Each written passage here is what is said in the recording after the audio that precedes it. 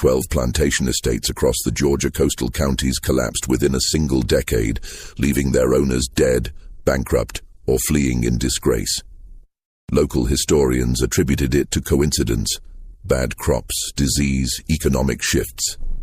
But the county records tell a different story, one buried in auction ledgers, property deeds, and court documents spanning from 1847 to 1857.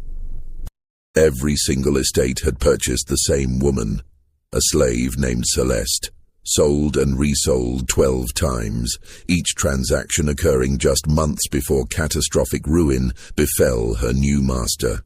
The survivors spoke of her beauty, her silence, and something else. Something they couldn't quite name. Before we continue with the story of Celeste and the 12 estates that fell, if stories of forgotten American history intrigue you, make sure to subscribe to Liturgy of Fear and hit that notification bell. We bring you the darkest, most mysterious tales buried in our nation's past. And comment below, tell us what state or city you're listening from. We love knowing where our audience discovers these stories. Now, let's uncover what really happened to those 12 plantations. The auction houses of Savannah rarely saw such unusual circumstances, but the sale of Celeste in March 1847 set in motion events that would become whispered legend among Georgia's planter aristocracy. The coastal counties of Georgia in the late 1840s represented the pinnacle of American cotton wealth. From Chatham County south through Glynn and Camden, vast plantations stretched along the tidal rivers and marshlands, their white columned houses visible from steamboat routes. The estates competed not just in acreage or yield, but in displays of refinement, imported furnishings, educated children sent to Charleston or Philadelphia, and the quality of their enslaved workforce. Savannah's auction houses on Bryan Street conducted business with cold efficiency. The spring sales of 1847 brought buyers from across the coastal region, men whose names appeared on bank boards and shipping manifests. They came seeking field hands, skilled craftsmen, or domestic servants to staff their expanding operations. Celeste arrived at the Savannah Exchange on March 14, 1847, consigned by the estate of a deceased Charleston merchant. The paperwork listed her as 22 years old, trained in household service, with notations about her appearance that were unusual for such documents. The auctioneer, a man named Hiram Stokes, who had conducted thousands of sales, would later tell his wife that he'd never seen the buying room respond quite that way to any lot. She stood on the platform in a simple grey dress, her hands folded, her eyes fixed on some distant point beyond the crowd.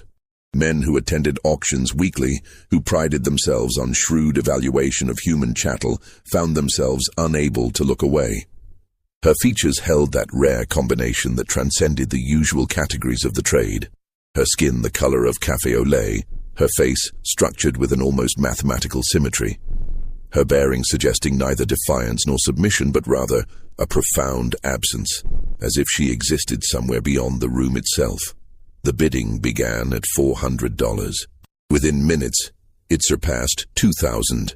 Colonel Marcus Fenwick of Fenwick Hall, one of the largest rice plantations in Chatham County, secured her for $2,300, a sum that drew gasps even from men accustomed to such transactions.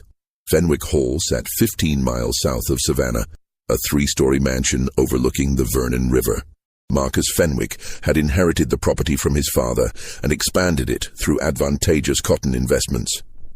At 48, he was a widower, his wife having died in childbirth 5 years prior, along with the infant.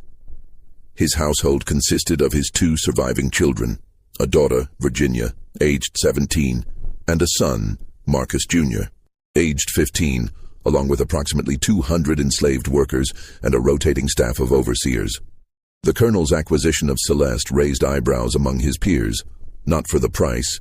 Men of his station often purchased expensive domestic servants, but for what it suggested about his household needs. A widower of good standing typically remarried within 2 years. Fenwick had not. The purchase of such a woman at such a price carried implications that genteel society preferred not to examine too closely. Celeste arrived at Fenwick Hall in late March as the azaleas began blooming along the circular drive. The head housekeeper, a free woman of color named Mrs.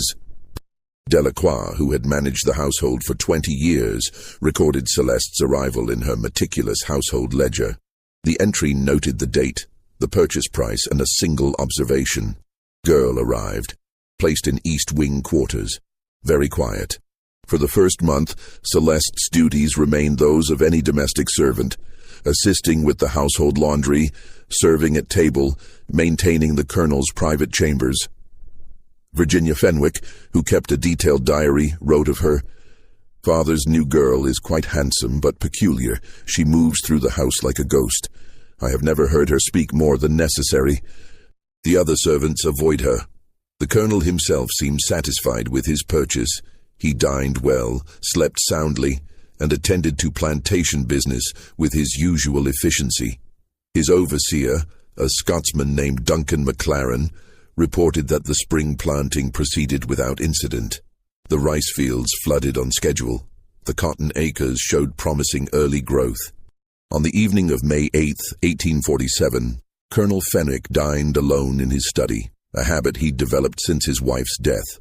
The meal consisted of roasted quail, spring greens from the kitchen garden, and a bottle of claret from his carefully maintained cellar. Celeste served him, as she had for the past 6 weeks, moving silently between the dining room and kitchen. Mrs. Delacroix, whose quarters were adjacent to the kitchen, later told investigators that nothing seemed unusual that night. The colonel dismissed the household staff at 9 o'clock, as was his custom. Celeste remained to clear the study. The screaming began at 10:30. Virginia Fenwick, reading in her bedroom on the second floor, heard her father's voice, not words, but sounds of agony that made her drop her book and rush into the hallway. Her brother emerged from his own room, his face pale. The sounds came from below, from the direction of the study. By the time they descended the stairs, the household had awakened. Mrs. Delacroix reached the study first, followed by McLaren, who had been reviewing ledgers in the overseer's cottage. They found the colonel on the floor, convulsing. His face had turned a dark purple, his hands clawing at his throat. Foam flecked his lips. The doctor arrived from Savannah at dawn, too late. Colonel Fenwick died at 4:17 a.m., 7 hours after the onset of symptoms. The physician, Dr. Samuel Pritchard, examined the body and rendered his verdict. Apoplexy, possibly triggered by a tainted meal. Such deaths occurred with unfortunate regularity in the coastal low country, where the warm climate encouraged the growth of harmful elements in food. Celeste stood in the hallway during the doctor's examination, her expression unchanged. When questioned by McLaren, she explained in her soft, measured voice that the colonel had eaten the same meal as always, prepared by the cook as usual. She had only served it. She knew nothing of what followed. The investigation, such as it was, lasted 3 days. Dr. Pritchard found no obvious signs of poisoning, no smell of bitter almonds, no unusual discoloration beyond that caused by the death throes. The household staff testified that the evening had proceeded normally. The cook, an enslaved woman named Betty, who had prepared meals at Fenwick Hall for 30 years, wept while insisting that she'd done nothing different, nothing wrong. The colonel was buried in the family plot on May 12th. His will, examined by his attorney, revealed an estate worth approximately $80,000, a substantial sum, but not as substantial as it should have been. The rice crop had underperformed the previous season. Several investments in Savannah shipping had failed. The property carried debts that Marcus Jr., now the nominal head of household at 15, could not possibly manage. The estate went into receivership. The court appointed a trustee to manage the liquidation. Within 3 months, Fenwick Hall would be sold at auction, its contents dispersed, its enslaved workforce divided among creditors. On June 3, 1847, Celeste appeared on the auction block in Savannah once again. The second sale drew less attention than the first. Estate liquidations happened regularly, and slaves from bankrupt plantations often sold below market value. Yet several men who had attended the March auction noticed her return. One of them, a planter named Theodore Calhoun who owned extensive holdings in Liberty County, placed the winning bid at $1,400.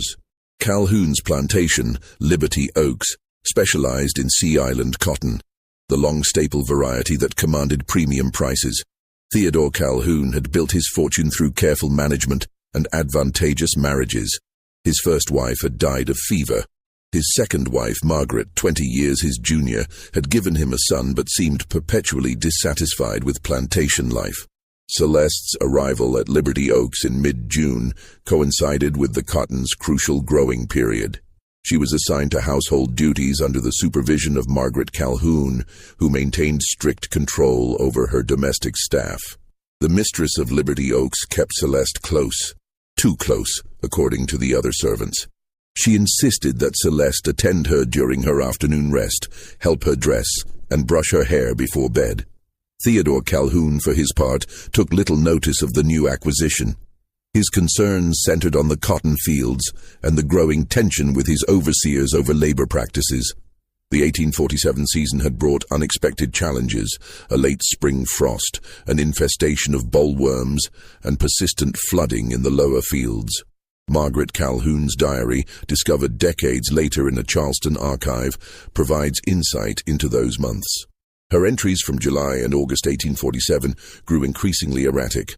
July 14th, Theodore spends every evening in his study. I am left alone with only Celeste for company.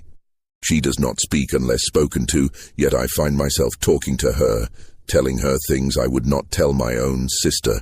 August 2nd, had the most peculiar dream. Celeste stood at the foot of my bed, watching me. When I woke, she was there, exactly as I'd dreamed, holding my morning tea. She claimed she'd just entered. I don't believe her. August 19th. Theodore has taken ill. The doctor says it's the coastal fever, but I've never seen fever like this. He refuses to eat, barely drinks, says the food tastes wrong, like metal. Theodore Calhoun died on September 7th, 1847, after a 2-week illness characterized by progressive weakness, loss of appetite, and eventual organ failure. Dr.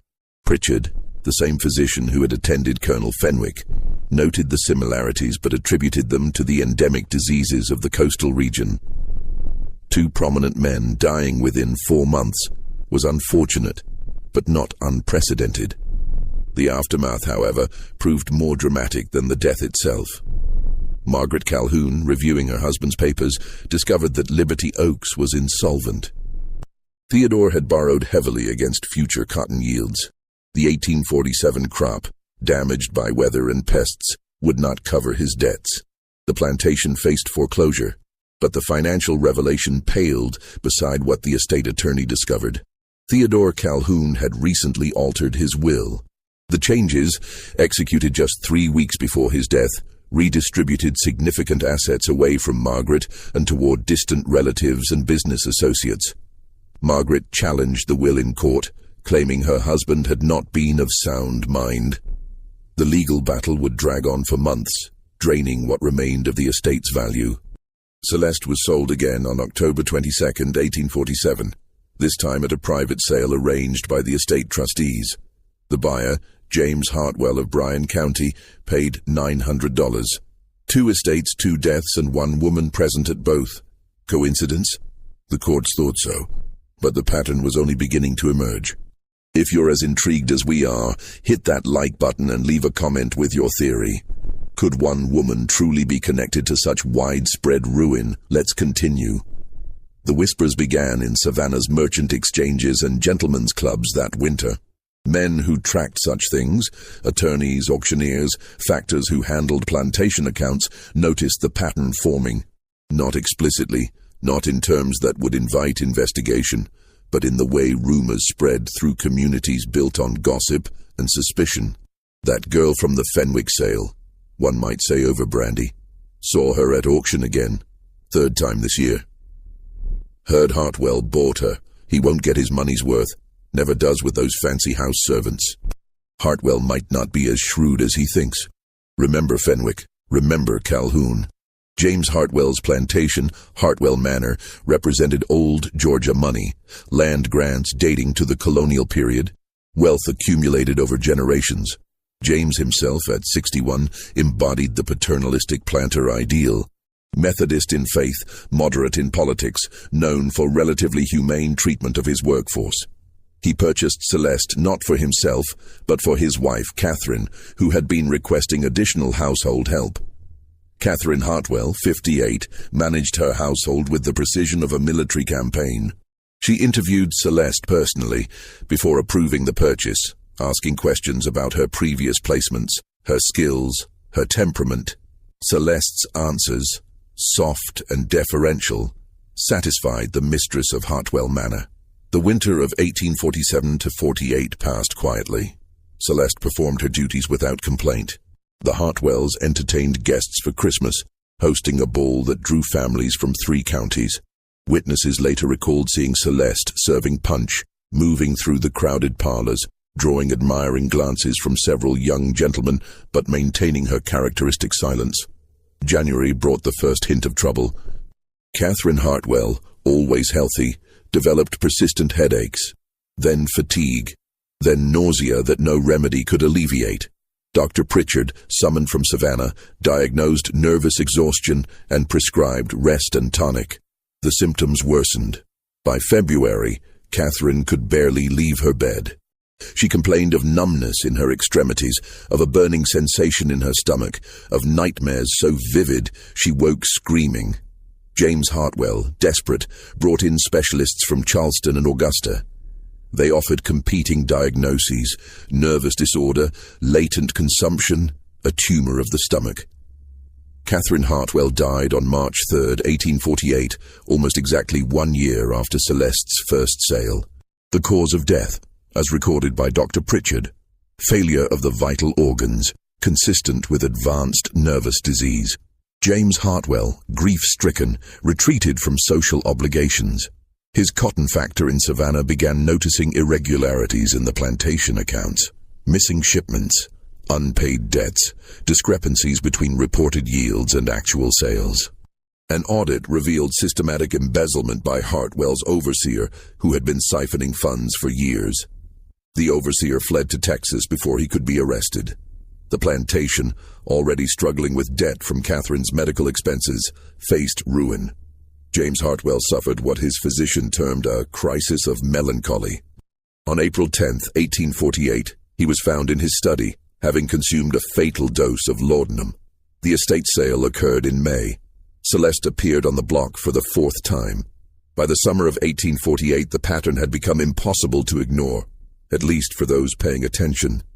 3 estates ruined, 3 owners dead, 1 woman sold and resold at each location. Yet the legal system, built on precedent and evidence, found no grounds for investigation. Slaves changed hands constantly. Plantations failed regularly. Death was commonplace in the disease-prone coastal lowlands. But in the informal networks where planters' wives exchanged information, in letters, at church socials, during calls, Celeste's name began appearing with increasing frequency. Not in accusatory terms, which would have invited scandal and legal complications, but in cautious warnings disguised as practical advice. I heard the Trentham place bought that girl from the Hartwell estate. Such a shame about James and Catherine. The coastal fever is particularly bad this year. 4 times sold in 15 months. That's unusual, isn't it? Though I suppose there's always an explanation. My husband saw her at the Bryan Street auction house again. Beautiful, certainly, but there's something about the eyes. Empty, they say, like looking into a well. The 4th buyer, William Trentham of McIntosh County, dismissed such talk as superstitious nonsense. A Yale-educated man who considered himself above provincial prejudices, he purchased Celeste in June 1848 for $700. A bargain, he thought, for such a well-trained servant. His wife had recently died in childbirth, leaving him with 3 young children who needed supervision. Celeste assumed the role of nursemaid at the Trentham estate. The children, aged 7, 5, and 3, initially feared her silence, but she proved patient and capable. She fed them, dressed them, told them stories in her soft, barely audible voice. The oldest child, William Jr., would later recall that her stories were always about patience, animals who waited for the right moment, seeds that lay dormant through winter, rivers that slowly carved through stone. William Trentham Sr. began experiencing financial difficulties within 2 months of Celeste's arrival. His cotton factor in Savannah discovered irregularities in the accounts. Shipments went missing. Buyers claimed they never received contracted deliveries. Trentham's overseer insisted the cotton had been shipped properly, but the documentation told a different story. In October 1848, a fire swept through Trentham's main cotton barn, destroying 3/4 of the year's crop. The local sheriff investigated and found evidence suggesting arson, rags soaked in lamp oil, hidden beneath loose floorboards. But the overseer had fled the night of the fire, and no other suspects emerged. Trentham, facing bankruptcy, began drinking heavily. His behavior became erratic.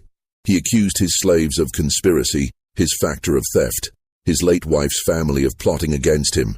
On Christmas Eve, 1848, he rode his horse into the swamps south of his plantation and did not return. They found his body 3 days later, drowned in 4 feet of water, his horse grazing peacefully nearby. The estate sale in February 1849 included Celeste as lot number 37. She sold for $500 to a consortium of 3 planters who jointly owned a rice operation in Camden County. The consortium arrangement represented an unusual business structure. 3 men, Thomas Beaumont, Richard Howell, and Samuel Yates, who had pooled resources to purchase a large rice plantation along the Satilla River. They shared ownership, divided profits, and made decisions collectively. Their joint purchase of Celeste was intended to staff the main plantation house, which all 3 families visited regularly. The arrangement proved disastrous from the start. Beaumont and Howell began quarreling over management decisions within weeks of Celeste's arrival. Yates, caught between them, grew increasingly withdrawn. By summer 1849, the partnership had deteriorated into bitter legal disputes. Each man accused the others of mismanagement, theft, or sabotage. The rice crop failed that season, flooded by unusual summer rains that breached the carefully maintained dikes. An investigation suggested the dikes had been deliberately damaged, but no evidence pointed to any specific culprit. The 3 partners blamed each other.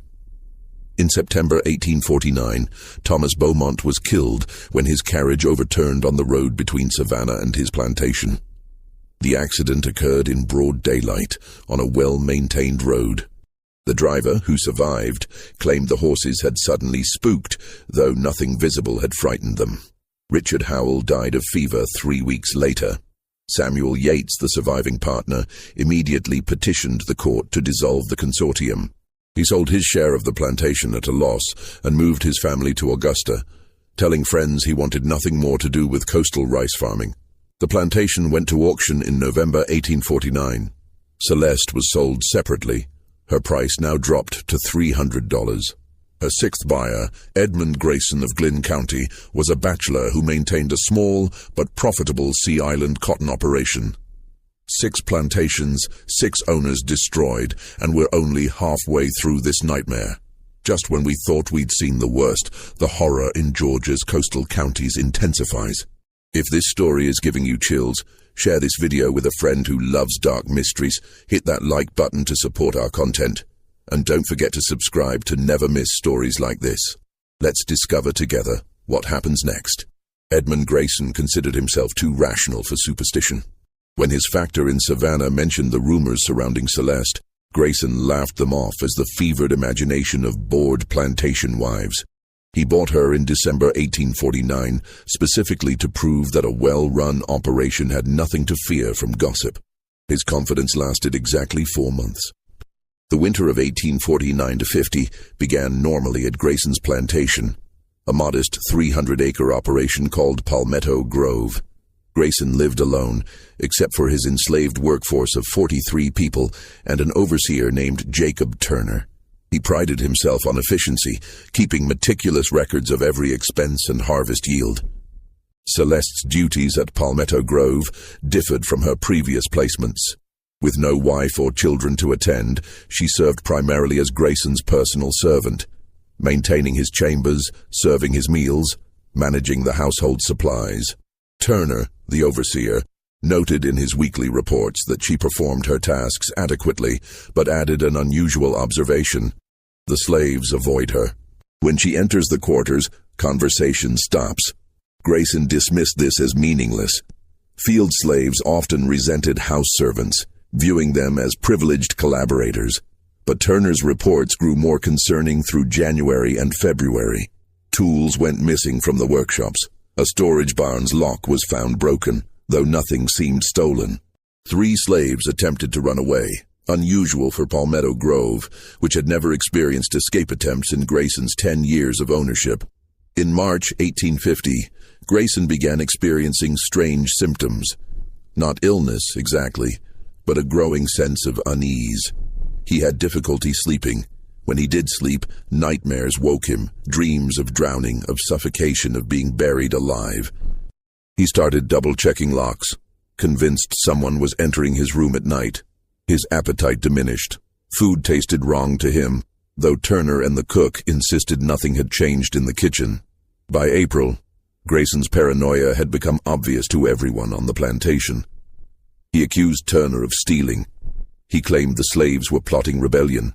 He began carrying a loaded pistol at all times, even inside the house. His letters to his factor in Savannah grew increasingly erratic, filled with tangential observations and sudden accusations. On April 19, 1850, Jacob Turner was found dead in his cottage, killed by a single gunshot wound. Grayson insisted he had shot the overseer in self-defense, claiming Turner had attacked him. The local sheriff, investigating the scene, found no evidence of a struggle. Turner's pistol remained holstered. The fatal shot had struck him from behind. The sheriff arrested Grayson and transported him to the county jail. At trial, Grayson's attorney argued temporary insanity brought on by isolation and stress. Witnesses testified to his declining mental state over the previous weeks. The prosecutor, however, presented evidence suggesting premeditated murder. Grayson's increasingly hostile letters about Turner, his accusations of theft that no audit supported, his claims of conspiracy that no evidence corroborated. The jury deliberated for 6 hours before finding Grayson guilty of manslaughter. He was sentenced to 15 years at the state prison in Milledgeville. His property, including his enslaved workforce, was sold to cover legal expenses and compensation to Turner's widow. Celeste appeared at auction in Savannah on June 12, 1850, selling for $200 to a man named Henry Drayton. The price had dropped significantly, from $2,300 3 years earlier to a fraction of that amount. The auction house records from June 1850 reveal why. Hiram Stokes, the auctioneer who had conducted Celeste's first sale, included an unusual notation beside her listing, not explicitly warning away buyers, which would have been illegal, but providing a detailed purchase history that any astute observer would find troubling. Henry Drayton either didn't notice or didn't care. A recent widower desperate for household help, he bought Celeste to care for his elderly mother and manage his home in Liberty County. Drayton's plantation, called River Bend, sat along a particularly isolated stretch of the Midway River.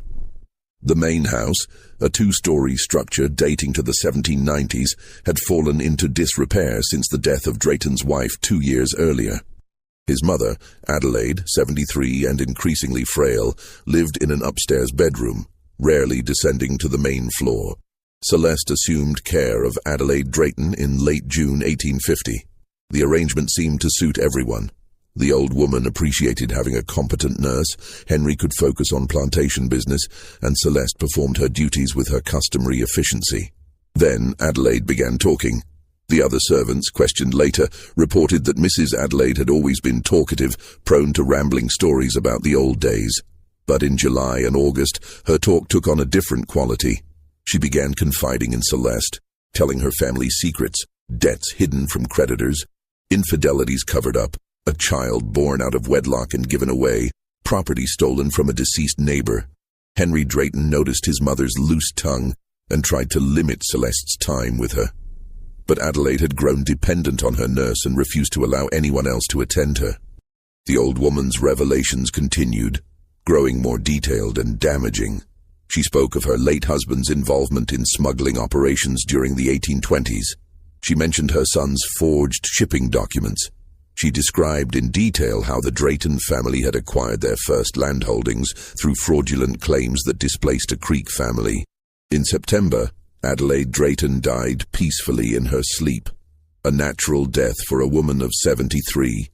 But at the funeral, attended by 3 neighboring families, rumors of her deathbed confessions had already spread. By October, Henry Drayton found himself facing questions from the county clerk about property titles. A revenue agent from Savannah began investigating his shipping records. The scrutiny intensified through November. Drayton's cotton factor, alarmed by the growing evidence of fraud, severed their business relationship. Banks refused credit. Buyers backed out of contracts. On December 8, 1850, the county sheriff arrived at Riverbend with a warrant for Drayton's arrest on charges of customs fraud and property theft. Drayton fled before the arrest could be executed. His plantation was seized by the county to cover fines and restitution. The property sold at auction in January 1851.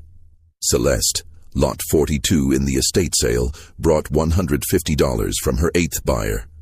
By 1851, the coastal planter community had fractured into 2 camps regarding Celeste. The first group, comprising older, more traditional families, viewed the entire matter as coincidental tragedy, the natural result of poor management, bad luck, and the general economic volatility of plantation agriculture.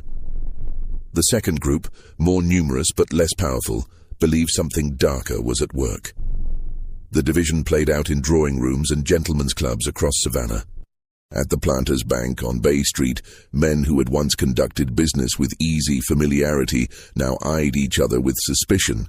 Those who had purchased slaves from estates where Celeste had resided found themselves subjected to subtle social exclusion.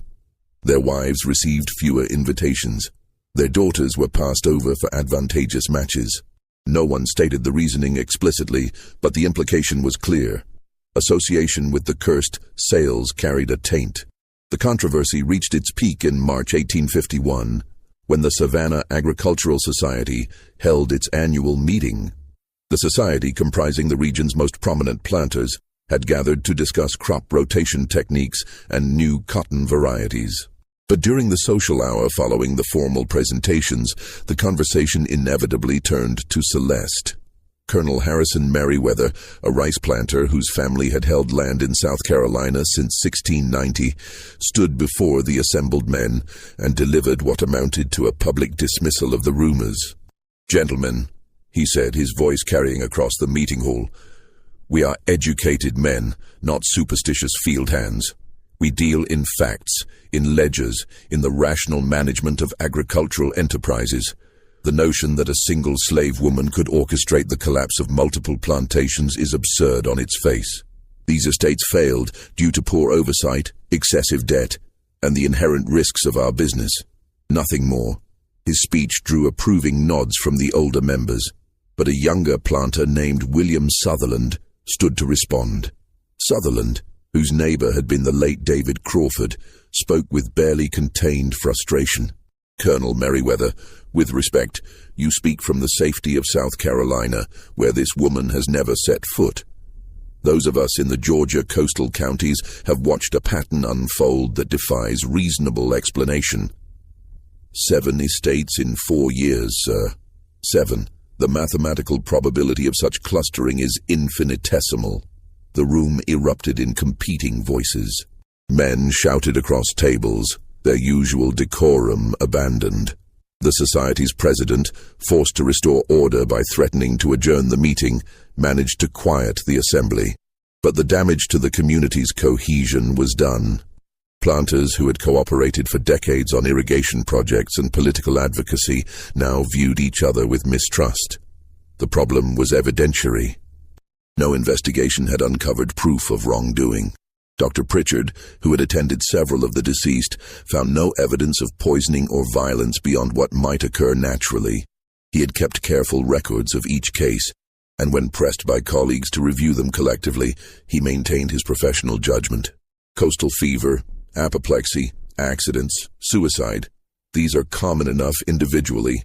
That they cluster around particular properties might suggest environmental factors, poor water quality, shared commercial relationships that expose multiple parties to the same fraudulent practices. But to suggest deliberate action by an enslaved woman requires evidence I simply do not possess. The sheriffs who investigated various incidents found no clear evidence pointing to Celeste. Several had questioned her directly over the years. Each reported the same experience. A quiet, deferential woman who answered questions with soft-spoken clarity, who showed neither guilt nor defiance, who seemed almost absent even while physically present. One sheriff, a man named Thomas Crane, who had investigated Edmund Grayson's shooting of his overseer, told colleagues, "I've questioned hardened criminals, con artists, and murderers. I know evasion when I see it. This woman doesn't evade. She simply provides no purchase for interrogation. It's like trying to grip smoke." Slaves had no legal standing to testify against whites, and in any case, what testimony could they offer? Several overseers and drivers, when questioned informally by their employers, reported that other slaves avoided Celeste. But pressed for specifics, they could provide little. She didn't threaten. She didn't organize. She didn't even speak more than necessary. She simply existed in a way that made others uncomfortable. One driver, a man named Tobias, who had supervised Celeste briefly at the Trentham estate, provided the most detailed observation when questioned by a curious neighbor. "She works like any field hand when assigned, does what she's told, but in the quarters at night, people stop talking when she comes near. Not because she demands it, because something in them goes quiet. It's like when a hawk flies over and all the small birds go still. They don't know why they're quiet. They just are." The attorneys and factors who handled the estate sales noted the pattern but could do nothing. Property law required that slaves be sold as assets, and without criminal conviction, no legal mechanism existed to remove Celeste from the market. Several auctioneers began including unofficial warnings with her sale documents, but these remained vague. Extensive purchase history available upon request, or buyer should review full provenance. Hiram Stokes, the auctioneer who had conducted her first sale, found himself in an ethical dilemma. By 1851, he had handled 5 of Celeste's 12 sales. His professional reputation demanded discretion. Revealing negative information about merchandise could expose him to legal liability from sellers. But his conscience troubled him, particularly after the death of John Mitchell, whose widow had specifically asked Stokes if there were any concerns about the purchase. In May 1851, Stokes visited his minister, Reverend Daniel Whitfield of the Independent Presbyterian Church, seeking counsel. The conversation, recorded in Whitfield's pastoral diary, reveals Stokes's moral struggle. "Mr. Stokes arrived at my study in evident distress. He explained the situation. A slave woman sold repeatedly, always followed by misfortune to her purchaser. He asked whether he had a Christian duty to warn potential buyers, even if doing so violated commercial confidence and possibly law. I advised him that the law and his professional obligations were clear, but that God's law supersedes man's when innocent lives are at stake. Yet I cautioned him. Without proof of actual wrongdoing, he risked committing the sin of bearing false witness. We prayed together, seeking divine guidance. Stokes never resolved the dilemma to his satisfaction. He continued conducting sales, his conscience increasingly burdened, until his retirement in 1854. His final journal entry regarding Celeste, written after her 12th sale, contained a single sentence: "May God forgive me for what I failed to prevent." The 8th through 11th buyers each lasted between 2 and 7 months. The details varied, but the outcomes remained consistent, and with each failure, more details emerged about the mechanisms of collapse. John Mitchell of Bryan County, who purchased Celeste in January 1851, ran what contemporaries described as a tight operation, moderate debt, good yields, strong relationships with his factor. His sudden illness in March seemed to come from nowhere. The symptoms began with what he described to his wife as a metallic taste in his mouth. Within days, he couldn't keep food down. His skin took on a greyish pallor. Dr. Pritchard, summoned to the bedside, observed symptoms consistent with acute mineral poisoning, but could find no source. Mitchell's factor, reviewing the plantation accounts during the medical crisis, discovered something Mitchell himself had apparently not known. His overseer had been conducting unauthorized business on the side, using Mitchell's slaves to clear land for neighboring properties, pocketing the fees and doctoring the time records to hide the theft. The scheme had been operating for at least 2 years. When confronted, the overseer fled, taking with him approximately $3,000 in embezzled funds. Mitchell died on March 28, 1851. The funeral drew a large crowd. He had been well liked in the community. But the financial autopsy of his estate revealed systematic theft that should have been detected by any attentive owner. His widow, forced to sell the plantation to satisfy debts, made a bitter observation to her sister in a letter. John was not a fool, yet he was made foolish. He stopped checking the ledgers, stopped watching the overseers, stopped maintaining the vigilance that had built his fortune. It was as if something had distracted him, pulled his attention elsewhere. David Crawford of Camden County, buyer number 9, provided perhaps the clearest example of the pattern. A meticulous record keeper who maintained daily journals of plantation operations, Crawford's entries from spring and summer 1851 show a man gradually losing his grip on business fundamentals. His journal from April, shortly after purchasing Celeste, contains typical entries, detailed notes on planting schedules, weather observations, records of slave health, financial calculations. By May, the entries grow less focused, more philosophical. He writes at length about the nature of property, the moral complications of slavery, the question of whether souls can be owned, even if bodies can be. In June, he stops recording plantation business entirely. His entries become personal reflections, almost stream-of-consciousness observations. One entry from late June reads, "She watches me at dinner. Not obviously, she serves the meal, clears the plates, does exactly as instructed. But there's a quality to her presence that makes me aware of myself, of my actions, of what I represent. It's like being observed by history itself. I find myself thinking about things I've pushed aside, the families I've separated through sales, the children I've traded away from their mothers, the bodies I've worked until they broke. These are simply the operations of agriculture, I tell myself. But under her gaze, they become something else. By July, Crawford had stopped maintaining his daily oversight. His overseer reported to a concerned neighbor that Crawford spent hours in his study, writing in his journals, or simply staring into space. The barn fire that destroyed his cotton crop occurred on July 23rd. Whether through accident, sabotage, or simple neglect of proper fire precautions remained unclear. Crawford made no attempt to rebuild. He sold the property at a loss and moved to Charleston, where he lived in boarding houses, supported by family charity, until his death in 1856. Robert Bennington of McIntosh County, a rice planter who bought her in October 1851, maintained his composure longer than most. A former military officer who had served in the Seminole Wars, Bennington prided himself on discipline and emotional control. He assigned Celeste to field work, kept her under constant supervision, and showed no obvious signs of the psychological deterioration that had affected Crawford. Yet his own letters reveal subtle changes. In November 1851, he wrote to a cousin in Virginia, "The coastal climate affects men's minds, I think. The constant humidity, the fever seasons, the isolation of plantation life, these things wear on one's rationality. I find myself entertaining thoughts I would have dismissed as nonsense during my military service. Not supernatural thoughts precisely, but rather an acute awareness of how precarious our entire system is, how dependent on the cooperation of those we've enslaved, how vulnerable we are to their resentment." In December, Bennington was found drowned in his own rice field. The water was only 3 feet deep. An experienced planter and former soldier, he should have easily saved himself.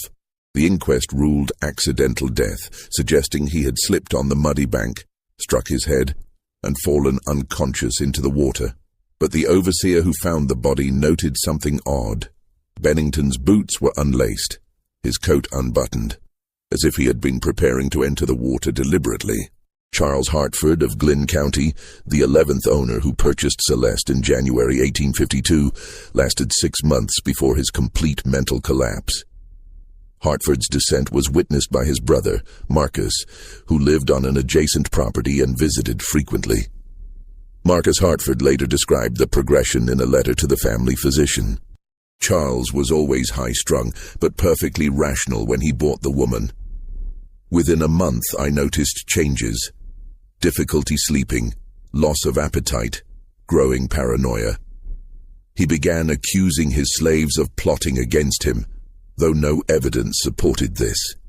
He claimed his overseer was stealing, though the books showed no irregularities. By April, he was barely functional. He would sit for hours, staring at nothing, occasionally muttering about debts and judgment.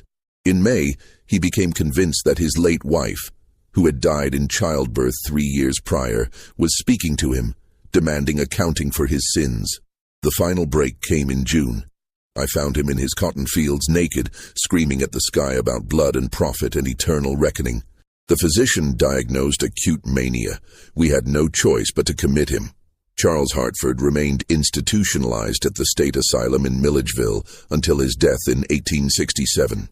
The asylum records, reviewed decades later by historians studying antebellum mental illness, show that he never fully recovered lucidity. His recurring delusion, as documented by his physicians, centered on the belief that he was being judged by those he had enslaved, that their silent witness was slowly driving him mad. With each sale, Celeste's price dropped.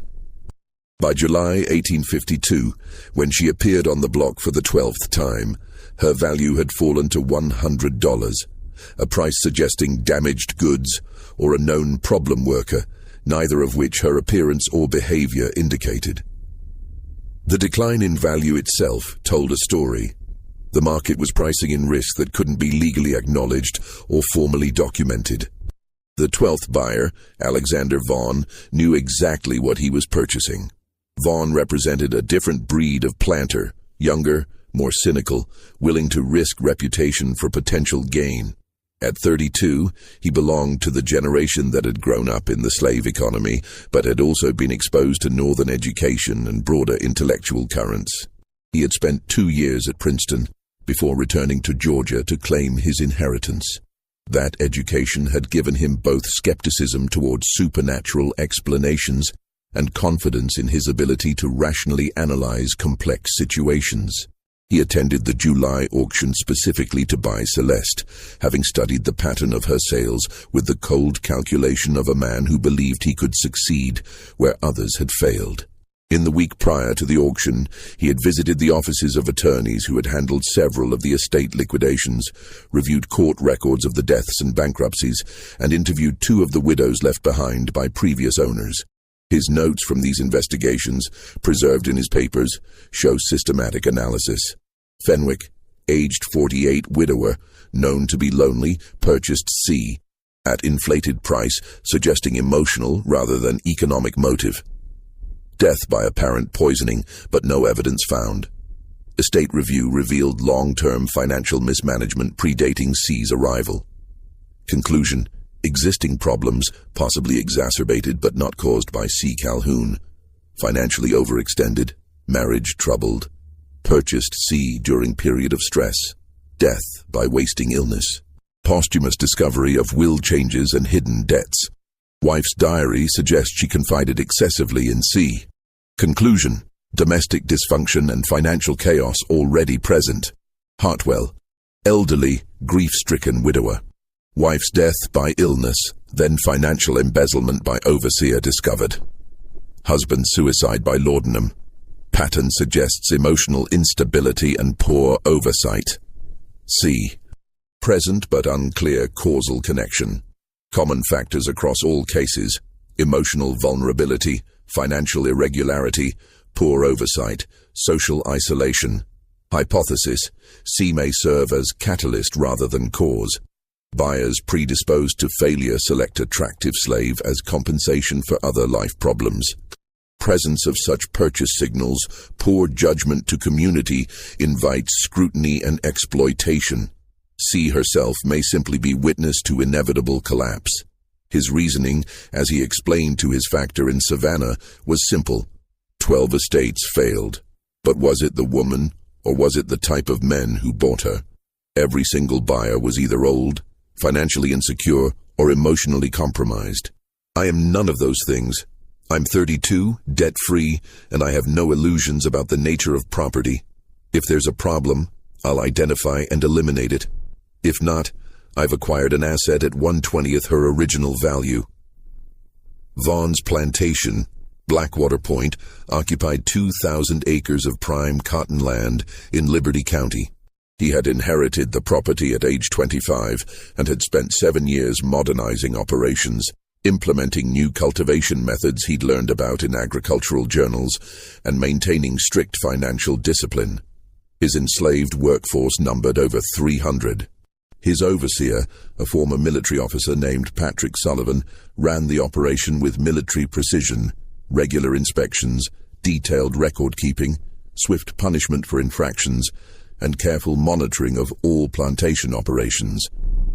The two men had served together briefly during the Mexican War, where Vaughn had been a lieutenant and Sullivan a sergeant. Their relationship combined friendship with clear hierarchical understanding. Sullivan respected Vaughn's intelligence and deferred to his judgment, but he also felt free to offer frank counsel when he believed his employer was making mistakes. When Vaughn announced his intention to purchase Celeste, Sullivan objected. "Sir, I don't care about curse stories or superstition, but I do care about patterns. This woman is connected to 12 business failures. Maybe it's coincidence, maybe not. Either way, buying her marks you as either foolish or arrogant in the eyes of the commercial community. Your reputation is your credit. Don't risk it for a $100 field hand." Vaughn had considered the advice and rejected it. "Patrick, my reputation is built on rational decision-making and successful operations. I'll demonstrate both by succeeding where others failed. Let them whisper. Actions speak louder than gossip." Celeste arrived at Blackwater Point on July the 22nd, 1852. Vaughn assigned her to work in the fields, a deliberate choice. He wanted her visible, supervised, unable to work in the shadows of domestic service where previous disasters had unfolded. Sullivan placed her in a work gang of 40 slaves under the direct oversight of a driver named Isaac, a man known for his vigilance and unwavering loyalty to plantation management.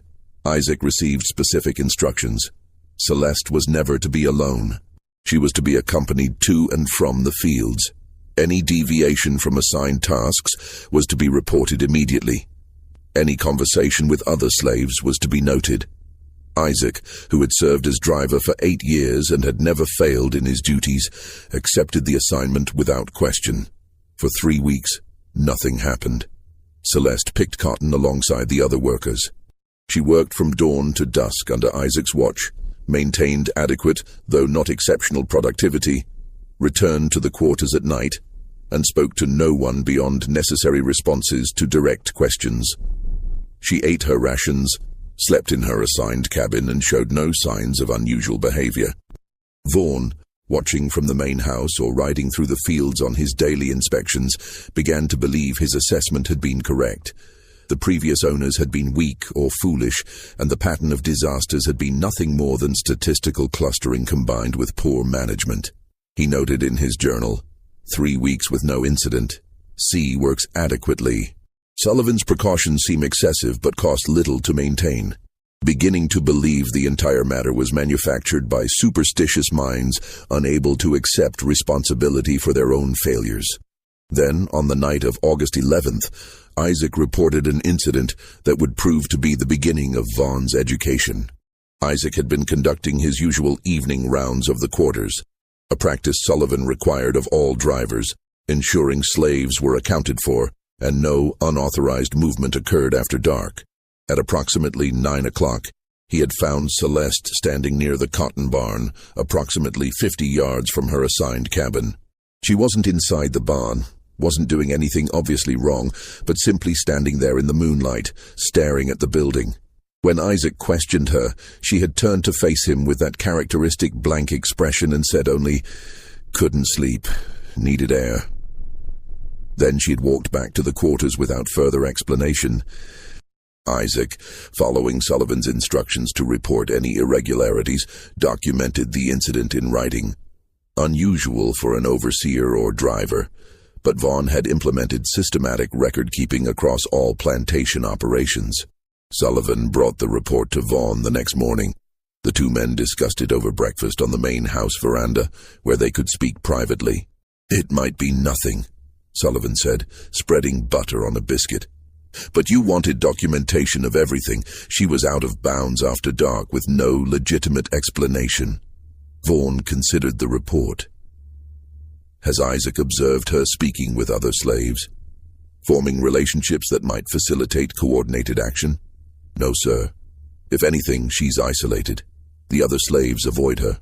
Isaac says conversation stops when she approaches the cook fire in the evenings. They're not hostile to her, just distant. Fear? Isaac doesn't think so. He says it's more like discomfort, like how people move away from someone who's ill, not because they might catch the illness, but because being near it reminds them of their own mortality. Vaughn made a note in his daily journal, then decided on increased supervision. Celeste was to be accompanied at all times, even within the quarters. Any deviation from assigned work areas was to be reported immediately.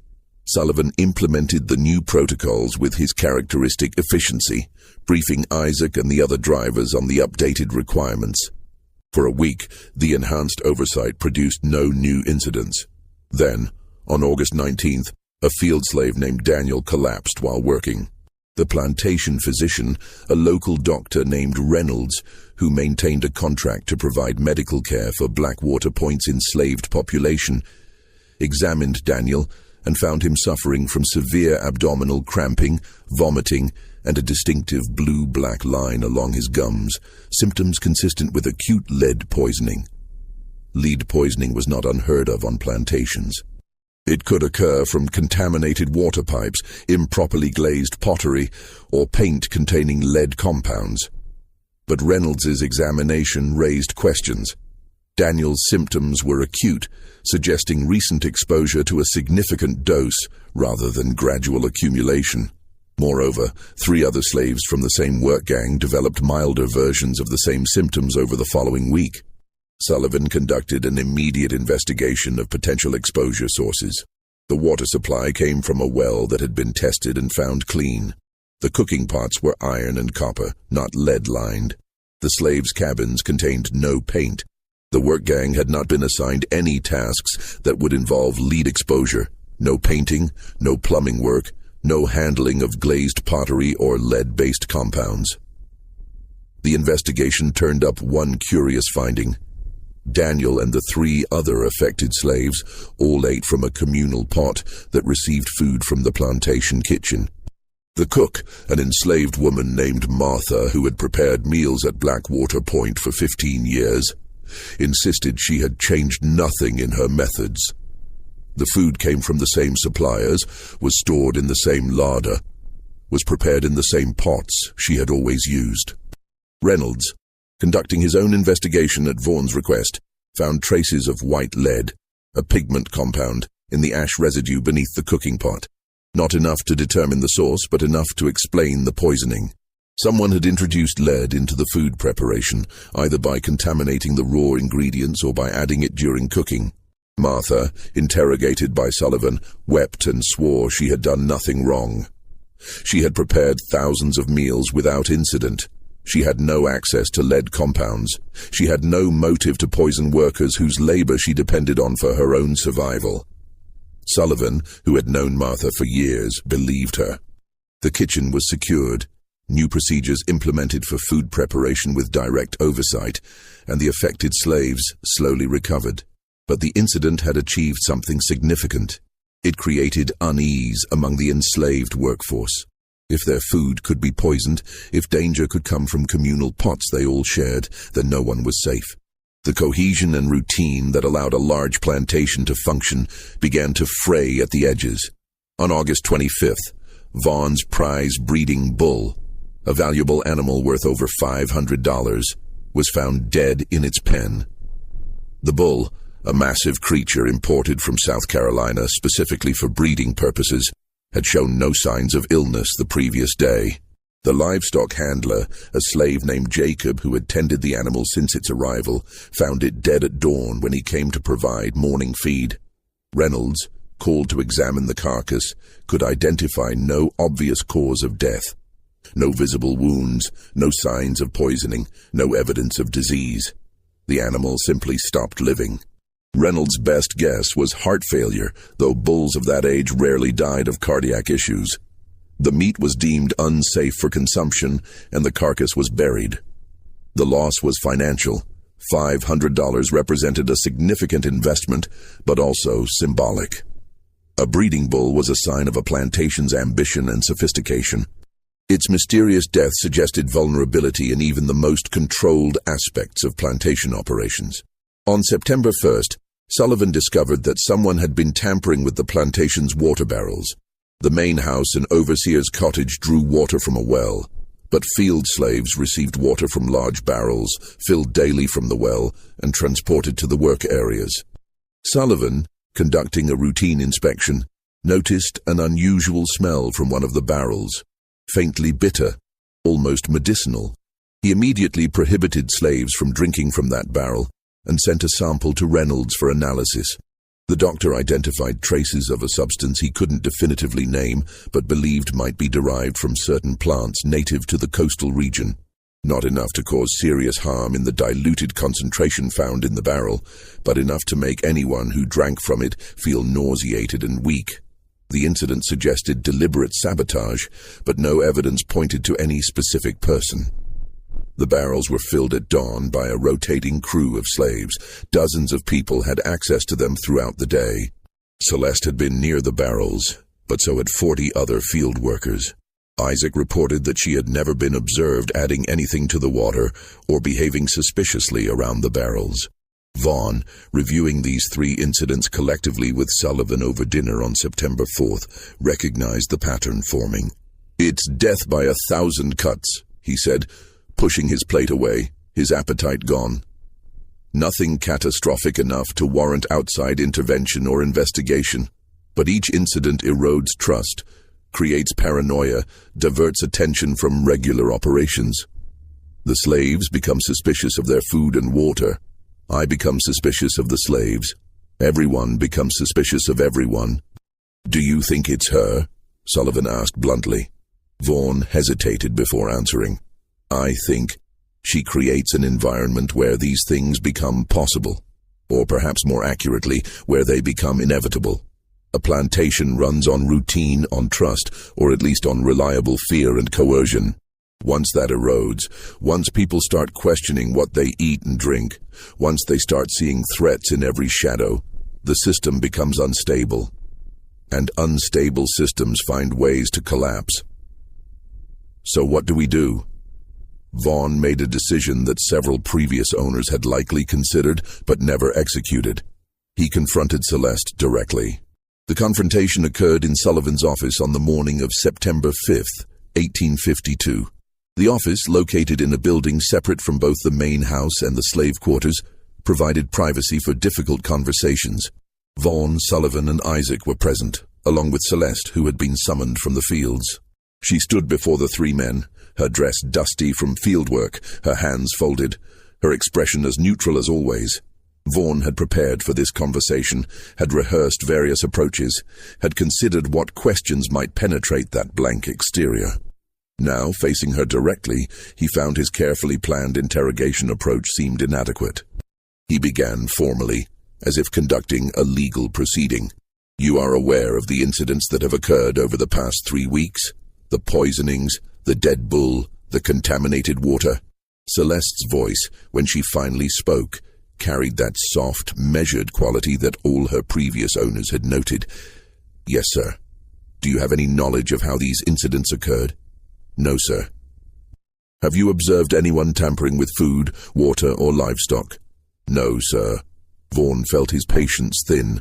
The formal approach was producing nothing. He changed tactics, his voice hardening. I have reviewed your sale history. 12 previous owners in 5 years. Every single one of them suffered catastrophic misfortune. You expect me to believe you know nothing about these patterns? For the first time, something flickered in Celeste's eyes. Not fear or defiance, but something closer to acknowledgement. I expect nothing, sir. I go where I'm sold. I do what I'm told. What happens to the men who buy me is not my doing. Sullivan, standing to Vaughn's right, interjected. Then explain why disasters follow you. Explain why 12 estates have collapsed. Celeste turned her gaze to Sullivan. When she spoke, her voice remained soft, but the content carried an edge that none of the men had heard before. I don't need to do anything. You do it to yourselves.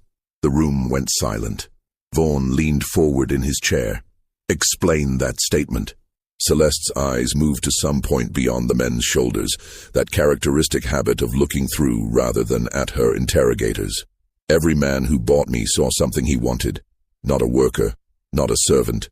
Something else. And that wanting made them blind. They stopped watching their overseers. They stopped checking their books. They stopped maintaining the discipline and oversight that kept their operations profitable. They made enemies of their neighbors with their obvious intentions. They weakened themselves, and their enemies smelled blood. Their overseers stole from them. Their slaves resented them.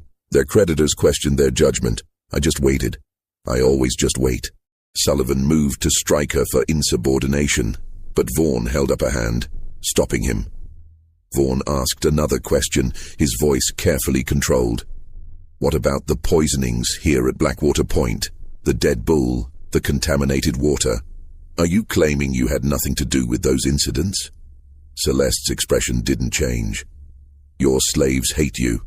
Not me specifically, all of you. They hate the system you built.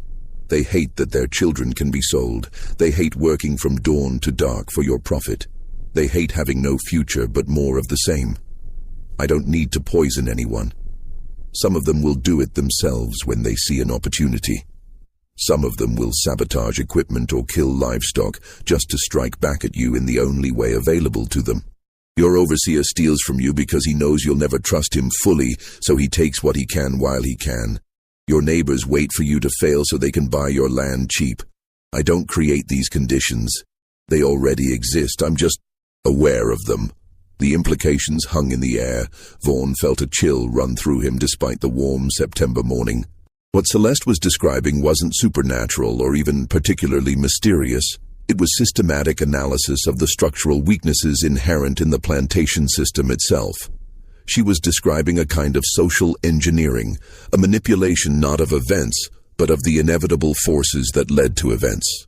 Isaac, who had been silent until now, asked a question that surprised both Vaughn and Sullivan. Why? If you're so smart, if you see all this, why haven't you run? Why haven't you poisoned masters directly instead of waiting for everything to fall apart? Celeste turned her attention to Isaac, the first time she had looked directly at any of them. Running gets you caught and killed. Poisoning gets you caught and killed. But watching, waiting, being present while proud men make the mistakes that proud men always make, that keeps me alive. That keeps me moving. Every time an estate collapses, I get sold. Every time I get sold, I start the pattern again. I've outlasted 12 owners in 5 years. How many field hands can say that? How many survive even 5 years of your tender care? The room fell into uncomfortable silence. Vaughn found himself facing an unexpected realization. Celeste wasn't insane, delusional, or supernaturally empowered. She was coldly, brutally rational. She had identified a survival strategy within the slave system and executed it with precision. By being purchased by vulnerable men, by becoming a visible symbol of their weakness and poor judgment, by simply existing as a catalyst, she had ensured her own continued survival while watching her owners destroy themselves. Vaughn ordered Celeste removed and locked in the plantation jail, a small brick building used to punish serious infractions. As Isaac led her away, Vaughn and Sullivan sat in silence for several minutes. Finally, Sullivan spoke. What do we do with her? Vaughn didn't answer immediately. He was thinking through the implications of what Celeste had revealed. Finally, he said, We need to conduct a complete audit of plantation operations. Everything. Books, overseers, supplies, slaves, neighbors, creditors. If she's right, if the system contains the seeds of its own collapse, then we need to identify and eliminate every vulnerability before they're exploited. The investigation that followed over the next 2 weeks was the most thorough examination Blackwater Point had ever undergone. Vaughn and Sullivan reviewed every ledger entry from the past 3 years. They interviewed every driver and trusted slave about plantation operations. They inspected every building, every piece of equipment, every supply store. They met with Vaughn's factor in Savannah to review his commercial relationships. They consulted with his attorney about his legal standing. They even invited a neighboring planter, a man named Robert Weston, who had always been friendly, to provide an external assessment of the operation. What they discovered shocked Vaughn, though in retrospect it shouldn't have. Sullivan had been systematically embezzling for at least 18 months. Not large amounts that would trigger immediate detection, but small percentages skimmed from various accounts, supply purchases inflated by 5%, slave clothing budgets padded by 10%, tool acquisitions marked up beyond actual cost. Sullivan had been clever, spreading the theft across multiple budget categories, ensuring no single discrepancy would be obvious.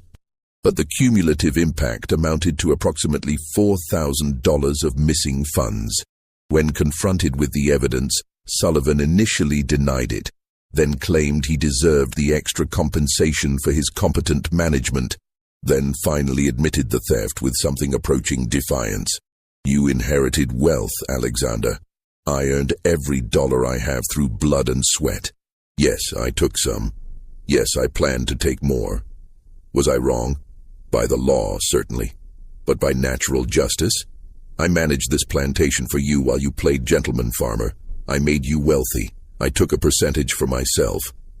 Vaughn felt genuine pain at the betrayal. Sullivan had been more than an employee, had been something approaching a friend. But the law and business necessity left no room for sentiment. Sullivan was dismissed, arrested, and prosecuted. He served 2 years in the state prison before dying of fever in 1854. The investigation revealed other problems.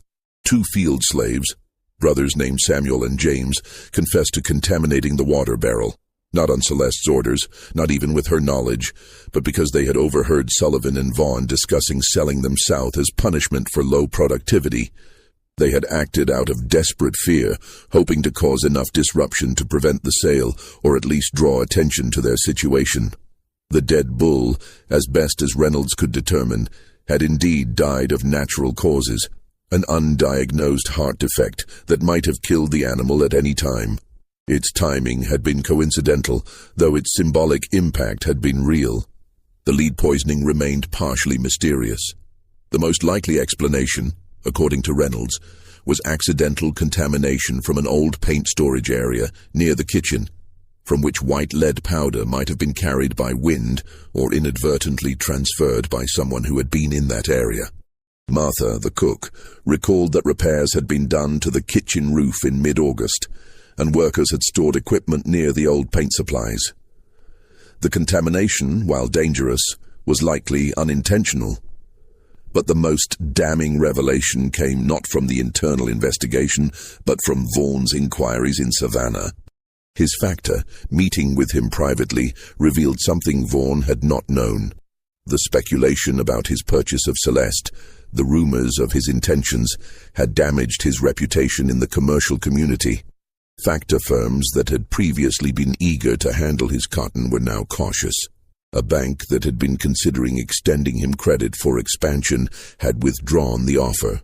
Business associates who had previously sought his partnership on various ventures had quietly distanced themselves. "You're seen as reckless, Alexander," his factor explained, his discomfort obvious. "Buying that woman. After what happened to the others, it marked you as either arrogant or foolish. Successful men in our community don't need to prove themselves by courting obvious danger. They exercise prudent judgment. By acquiring her, you suggested you lacked that prudence." Vaughn pressed for specifics. Who exactly had changed their assessment of him? Which banks, which factors, which business associates? The list was longer than he had imagined. The damage to his reputation was real, measurable, and potentially lasting. He had not been poisoned or sabotaged directly. He had been compromised by his own arrogance and the assumptions others made based on that arrogance. The mere presence of Celeste, with her notorious history, had marked him as someone whose judgment could not be fully trusted. And in a business environment built on trust and reputation, that marking was potentially as destructive as any physical sabotage. Vaughn spent 3 days considering his options. He could sell Celeste, passing her to a 13th owner and continuing the pattern.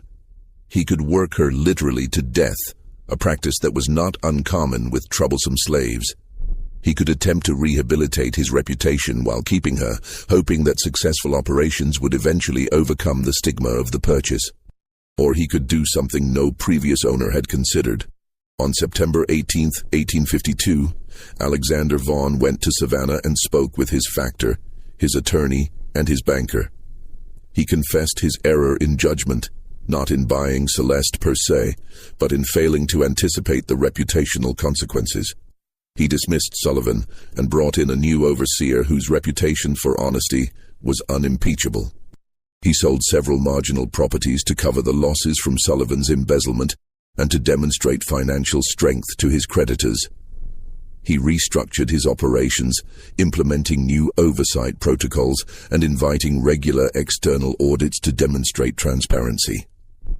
Then he did something that shocked everyone. He gave Celeste her freedom papers.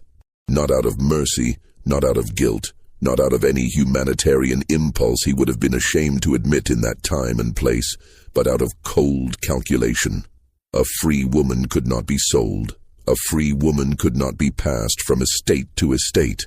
Whatever power she held, whether real or imagined, whether active or merely catalytic, would be broken by removing her from the system of property and forced labor that had enabled her survival strategy.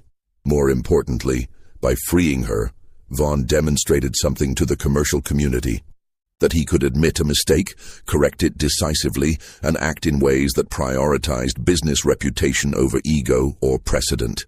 The gesture said, without explicitly stating, "I understand I made an error. I am correcting it in the most dramatic way possible. I am a man who values practical success over pride." The manumission papers were executed on October 1, 1852, in the Chatham County Courthouse.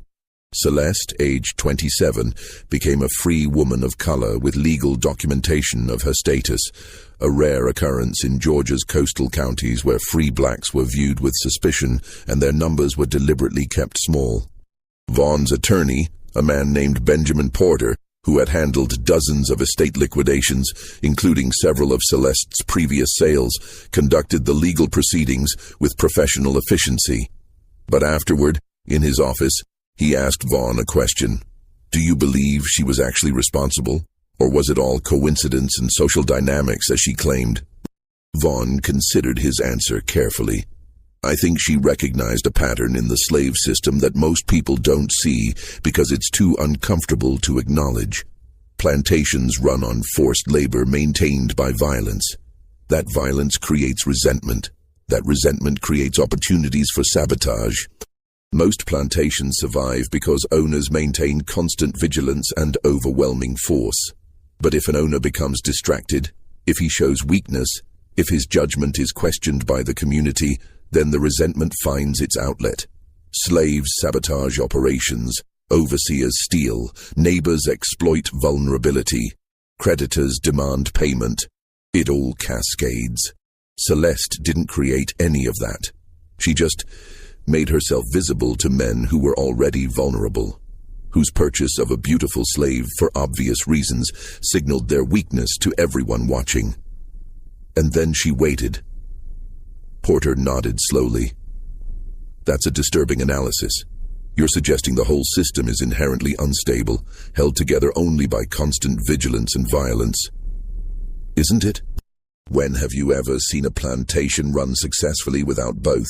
The attorney had no answer. Vaughn's final interaction with Celeste occurred in Porter's office after the paperwork was complete. He gave her $50. enough to establish herself in Savannah, or more likely, to purchase passage on a ship north to a free state where her papers would be respected without constant scrutiny. He also provided a letter of introduction to a Methodist minister in Savannah who assisted free blacks. Celeste accepted both without comment. Then, as she turned to leave, she spoke one final time. "You're the only one who understood. The others saw what they wanted to see. You saw what was actually there." And what was actually there? A system eating itself. I was just a witness. She left Porter's office, walked out into the Savannah afternoon, and effectively vanished from historical record. The historical record of Celeste effectively ends on that October afternoon. Manumission records show she collected her papers, signed with an X, and received her $50. But beyond that, she appears nowhere. Savannah City directories from 1853-1860 contain no listing for anyone matching her description. She appears in no census records, no church rolls, no land deeds, or business licenses. The Methodist minister Vaughan referred her to, Reverend James Caldwell, noted in his records that she visited his church once in October 1852, but never returned. Several historians have attempted to trace her fate. The most thorough investigation, conducted in 1932 by a graduate student studying free blacks in antebellum Georgia, found only dead ends. Ships' passenger manifests from Savannah in late 1852 included several freed slaves heading north, but none named Celeste. The records of free black communities in Charleston, Philadelphia, and Boston contain no matches. She simply disappeared. One possibility, suggested by several researchers, is that she changed her name. Freed slaves often adopted new names to mark their change in status. Without knowing what name she chose, tracing her becomes nearly impossible. Another possibility is that she traveled to a northern state or Canada, where records were less systematic or simply haven't survived. A darker possibility, acknowledged but unverifiable, is that she died shortly after gaining her freedom, from disease, accident, or violence in a period when free blacks faced constant danger. The most intriguing clue comes from an unlikely source. A brief mention in a letter written in 1867 by Marcus Hartford, the brother of Charles Hartford, who had been committed to the asylum. Marcus, writing to a cousin in Philadelphia, mentioned, "I happened to be in Charleston on business and saw a woman I could swear was the one who attended Charles before his breakdown. She was working as a seamstress in a shop near the wharf, appeared to be managing quite well. I did not approach her, what would I say? She gave no sign of recognizing me, and I thought it best to let sleeping dogs lie. If the woman Marcus saw was actually Celeste, then she survived at least 15 years after her freeing, established herself in a trade, and successfully built a life in freedom. But the identification was uncertain. Marcus admitted he had only seen her a few times 15 years earlier, and no corroborating evidence exists. 12 plantations had fallen, 12 men had been destroyed, some by death, others by bankruptcy, madness, or legal prosecution. The total economic damage exceeded $500,000 in 1852 currency, equivalent to perhaps $15 million today. More than 3,000 enslaved people had been displaced by the estate sales and foreclosures, families separated, lives disrupted. Communities had been damaged by the loss of established estates that had provided economic stability and social structure for decades. And what of Alexander Vaughan, the one who broke the pattern? His story provides the epilogue to this dark chapter. Blackwater Point continued operating until 1861. Vaughan, having learned hard lessons from the Celeste affair, implemented systematic reforms. He brought in a new overseer with unimpeachable credentials. He instituted regular external audits. He maintained meticulous records that were reviewed quarterly by an independent accountant. He cultivated relationships with other planters based on mutual transparency rather than competitive secrecy. He rebuilt his reputation through consistent, demonstrable competence. The plantation prospered. Cotton yields increased. Financial stability returned. By 1860, Blackwater Point was considered one of the best-managed operations in Liberty County.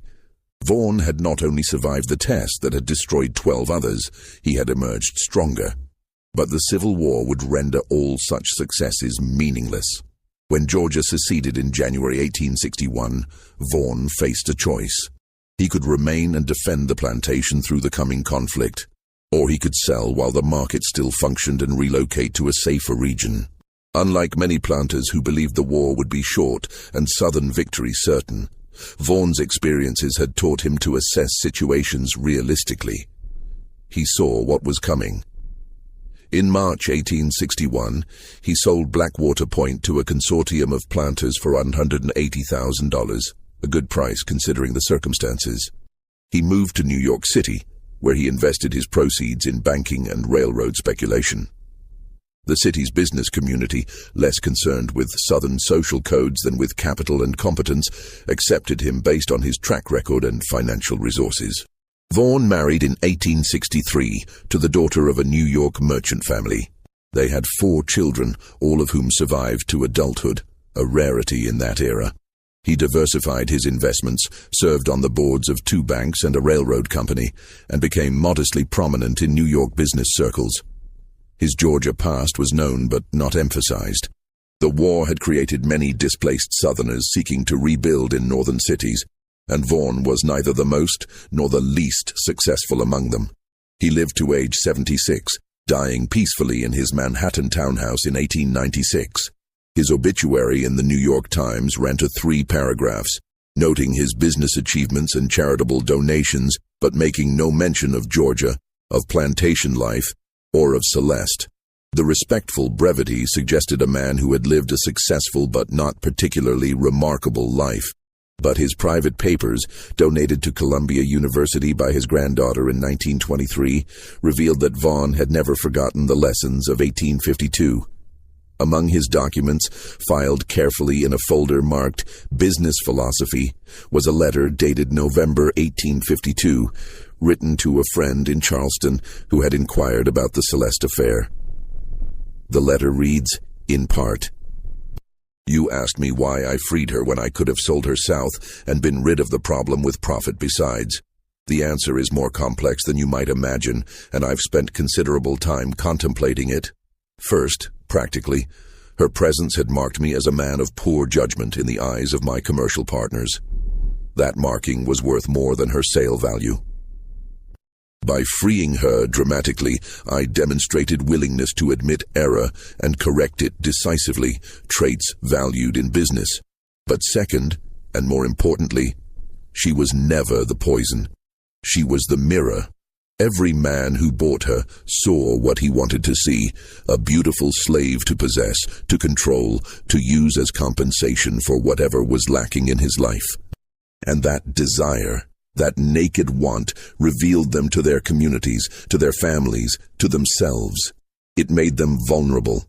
It made them targets. Men who are visibly vulnerable in our system do not survive long. Their slaves recognize weakness and exploit it through sabotage. Their overseers recognize distraction and steal. Their neighbors recognize opportunity and maneuver to acquire their property cheaply. Their creditors recognize instability and demand immediate payment. It all cascades, and cascades quickly. Celeste didn't create any of that. She just had the patience to wait for the inevitable collapse, and the intelligence to position herself in situations where collapse was likely. I freed her because keeping her would mean I had learned nothing. She taught me that our entire economic system, plantations, slavery, the whole edifice, runs on a knife's edge. It functions only when owners maintain absolute control, perfect vigilance, ruthless efficiency. Any weakness, any distraction, any visible human failing, and the system turns on itself. This is not a sustainable model. I don't say this from any moral position. I leave that to the abolitionists and preachers. I say it as a businessman assessing a system's long-term viability. What we've built in the South is impressive in scale, but inherently fragile.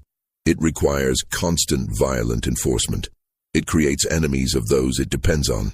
It punishes human weakness, which all humans possess. I suspect, though I will not live to see it, that the whole system will eventually collapse under its own contradictions.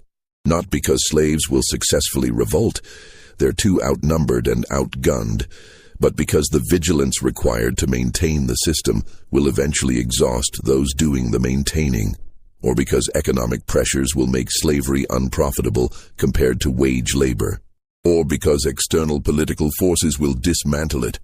I've moved my capital north not because I believe in abolition, but because I believe in survival. Let others discover what I learned in 1852. That systems built on force and fear contain the seeds of their own destruction, and that the only rational response is to exit before the collapse. As for Celeste herself, I hope she found peace. I suspect she found nothing of the sort. Freed blacks face enormous challenges, and a woman alone faces worse. But she survived 12 owners through intelligence and patience. Perhaps those traits will serve her in freedom as they did in bondage. I think of her sometimes, wonder where she ended up, whether she ever looks back on those 5 years and what she accomplished. Because make no mistake, she did accomplish something. She survived a system designed to break people like her. She turned her oppression into a weapon. She destroyed 12 estates and outlasted 12 masters without ever raising a hand in violence. That's a kind of victory, though not one she can ever publicly claim. And that, perhaps, is the final lesson. The most effective resistance in an oppressive system isn't dramatic rebellion, but patient exploitation of the system's inherent weaknesses. Celeste understood that. I wish I could have told her I finally understood it too. The letter, written in Vaughan's careful hand on heavy paper, was never sent, never. The friend it was addressed to, a Charleston planter named William Middleton, died of yellow fever in October 1852, before the letter could be posted. Vaughan kept it among his papers for 44 years, until his own death. The coastal counties of Georgia prospered through the 1850s. New families bought the failed plantations, rebuilt the operations and restored productivity. The names changed. Fenwick Hall became Riverside Plantation under new ownership. Liberty Oaks was purchased by a cotton factor from Savannah. Hartwell Manor was subdivided and sold to 3 different buyers. But the land remained productive, the cotton continued growing, and the system continued functioning. Until, as Vaughan predicted, external forces dismantled it. The Civil War destroyed the economic basis of the plantation system. Emancipation freed the enslaved workforce. Reconstruction attempted, imperfectly and temporarily, to rebuild the region on different principles. The 20th century brought new agricultural methods, new labor arrangements, new social structures. The 12 estates touched by Celeste became cautionary tales whispered among planters during the brief period between 1852 and 1861. Not tales of supernatural vengeance or divine judgment, but something more disturbing. The recognition that the system they had built contained within itself the seeds of its own destruction. That recognition, uncomfortable and usually suppressed, lingered in the minds of men who depended on that system for their wealth and status. But mostly, they chose not to think about it. Easier to blame bad luck, weak men, unfortunate coincidences. Easier to maintain the fiction that the system was stable, sustainable, divinely ordained. Easier to continue as they always had, vigilant against external threats while remaining blind to the internal contradictions that would eventually bring the whole structure down. Celeste, wherever she ended up, whatever name she took, whatever life she built in freedom, remains a mystery. The historical record tells us she existed, that she passed through 12 estates in 5 years, that she was present for 12 collapses. But who she actually was, what she thought, what she felt, what she intended, remains unknowable. Perhaps that's fitting. In a system that treated people as property, that denied them voice and agency and personhood, the most profound act of resistance might be simply to remain unknowable, to pass through the system leaving no trace but destruction in your wake, to survive by understanding better than your masters the forces that would destroy them. To be present at the collapse of 12 estates and walk away free while they crumbled behind you. That's the story of Celeste. Or at least it's the only story the records allow us to tell.